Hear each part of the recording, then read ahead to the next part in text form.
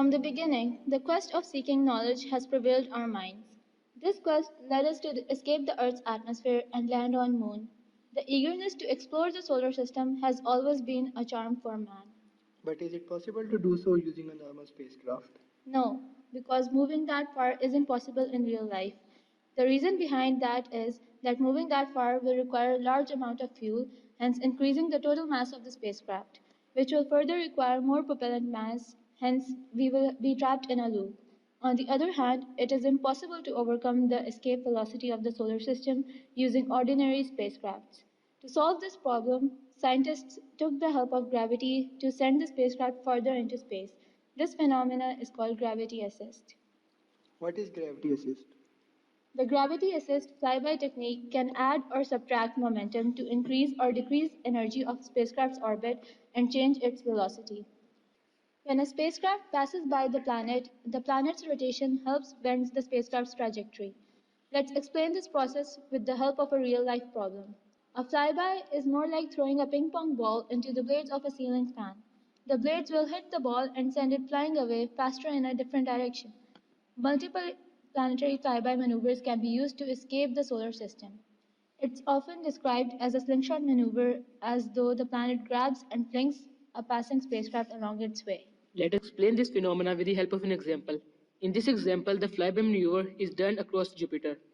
As seen in the diagram, the magnitude of approaching velocity vector v in is lesser than the exit velocity vector v out. This increment in magnitude shows the increase in momentum of spacecraft with assist of gravity. Isn't this the violation of law of conservation of momentum? No, this extra velocity comes from the planet itself to conserve the total momentum. Though the mass of spacecraft is very small compared to the mass of the planet, hence the momentum imparted by spacecraft on planet body is negligible but is present there. What will happen if the planet is not present at the time of encounter? The spacecraft will enter into a permanent oval-shaped solar orbit, coming as close to the Sun as Earth's orbit and getting as far as Jupiter's orbit. We can also decrease the velocity of spacecraft using gravity assist. As shown, to accelerate, the spacecraft flies with the movement of the planet and gains energy in this process. To decelerate, the spacecraft flies against the movement of the planet, approaches from behind, and lose energy.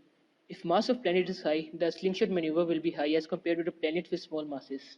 Pioneer 10, Pioneer 11, Voyager 1, Voyager 2, and the New Horizons are the major spacecrafts which have escaped the solar system using flyby maneuver.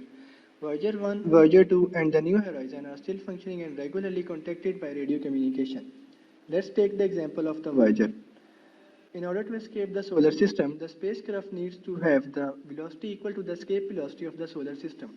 Escape velocity is the velocity which spacecraft requires to overcome the object's gravitational pull. This is the expression for the escape velocity.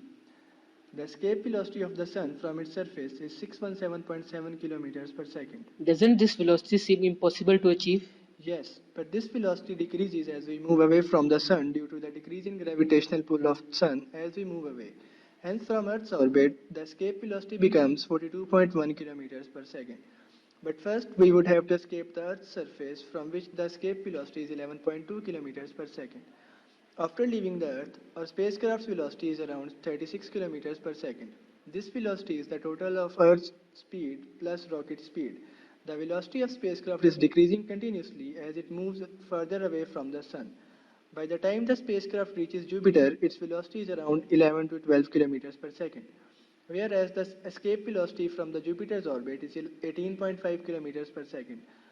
By doing Jupiter flyby, the spacecraft gets a boost of 10 kilometers per second. So the spacecraft's velocity becomes 21 kilometers per second. Although the boost that spacecraft gets is great, but it also depends on the altitude and angle with which it approaches Jupiter. The closer we go to the Jupiter, the more velocity is transferred to the spacecraft. Voyager 1 took gravity assists from Jupiter and Saturn to escape the solar system, whereas the Voyager 2 took gravity assists from Jupiter, Saturn, Uranus, and Neptune for escaping the solar system because the scientists wanted to study these planets. The flyby taken from the Neptune actually decreased its speed, but it didn't matter because at that time the velocity of the Voyager 2 was way above the escape velocity of the solar system. This was the trajectory that was chosen by considering thousands of different trajectories by the NASA. This phenomena is very slow and takes years. It is nearly impossible for a human to remain outside Earth for this long period. But this technique has been very useful for humankind to explore the solar system. Let's hope that in future we are able to advance as so to go beyond the comprehension of our mind.